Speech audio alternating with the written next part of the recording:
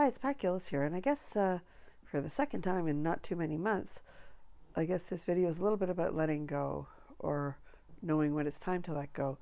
And for us this week, it's a really great horse. We've had him since he was 4 years old.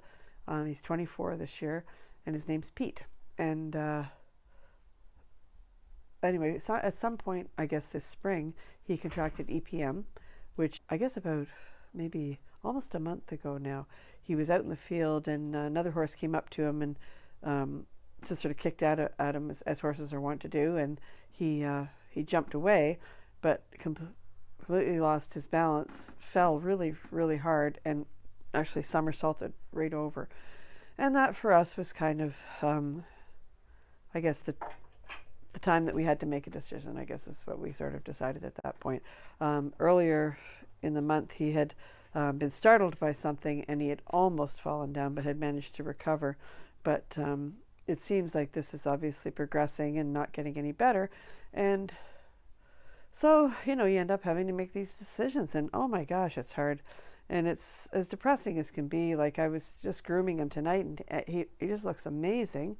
Like, it looks like there's nothing wrong with him when he's just standing still, and yet when he tries to get around, you can see the weakness in his hind legs, and you can see where there's starting to be problems.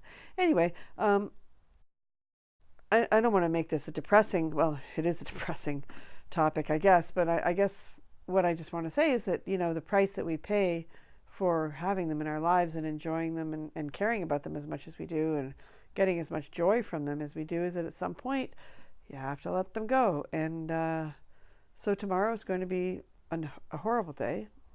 And but as a friend of mine said, we're so lucky we can do this for them, right? We're so lucky that we have, people that we know, our veterinarians that can actually end our horses' lives peacefully, where there's no suffering. And he's going to have a great morning. He's going to have extra carrots, and we're all going to just have to kind of carry on. And it's like this in everything in life.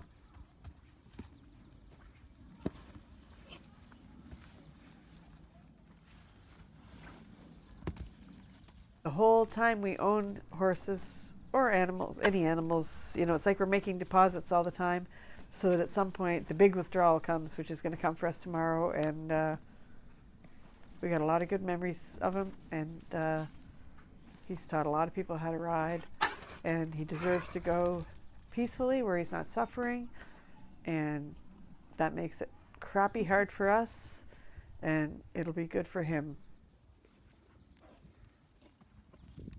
I know I've said this before, but one of the ways to know that you're making the right decision is if it's brutally hard for you to make it. And that's kind of where we are tonight, because he looks fantastic. He's not suffering. I just had him out for some grass, and he really enjoyed that. He didn't even come up for air.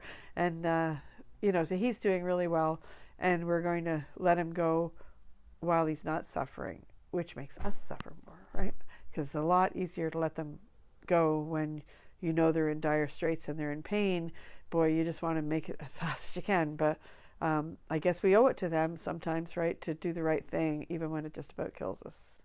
And I know there's people watching who are thinking, oh my God, it's just a horse. But, they're not just a horse. If you've had them a long time, especially, I've worked with that horse now for 20 years, and he's taught a lot of people how to ride. And so if people are offended that I'm upset by it, I don't care. He's a good guy, and I know all the people who like horses like I do, who feel the same way about horses I do, understand how much sleep I'm not going to get tonight. Anyway, that's it for this week. Go out, enjoy your horse. If you're watching this anywhere but on my blog, which is at ismyhorsetohappy.com, then go on over there and leave a comment, and treasure your horse. Enjoy him this week, and we'll talk to you next time. Thanks. Bye.